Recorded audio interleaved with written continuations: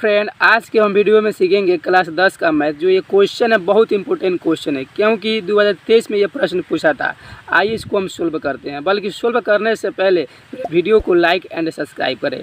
अब ये कह रहा है यदि 6370 इतना है, जिसमें m plus n plus k plus p का मान ज्ञात करना है। बल्कि इसको ज्ञात करने के लिए क्या हमको मालूम होना चाहिए? m के मान मालूम होना चाहिए, n के मान, k के मान और p के मान। तो ये m मान निकालने के लिए सबसे पहले लिखेंगे 63 और 70 को हम अभाज्य गुणनखंड फैक्टर तोड़ेंगे। फैक्टर तोड़ना तो आता ही होगा। इसको सबसे पहले 2 से कटाएंगे। 3 दूना 6, 2 एकम 2, 8 दूना 16, 5 दूना 10। इसी तरह अपना कटाइएगा। फिर इसको आएंगे 5 से, 6 पैसे 30, 1 5 3 15 और 3 7 पैसे 35। फिर आएंगे 7 से, हो गया। फिर आएंगे यहाँ पर 13 से 7।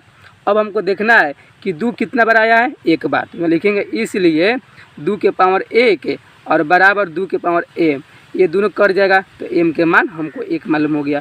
फिर देखेंगे 5 कितना बार आया? तो 5 ओनली एक बार आया। तो यहाँ लिखेंगे 5 के पावर 1 और बराबर 5n। ये 5 5 कट गया तो n के मान 1। अब हमको क्या करना है? 7 के। तो 7 कितना बार आया? तो 7 2 बार आया है। तो यहाँ लिखेंगे 7 के पावर 2 बराबर 7 के।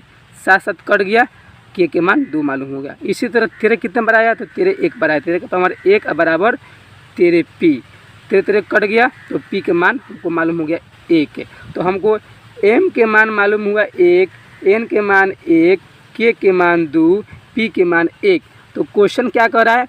m plus n plus k plus p का मान ज्ञात करें। तो m plus n plus k plus p का मान, m के मान कितना आया? 1, प्लस n के मान कितना आया? 1, और प्लस k के मान कितना है? 2, और प्लस p के मान कितना है? 1। और सबको प्लस कीजिए, 2 4 1 5। यही मेरा आंसर हो गया।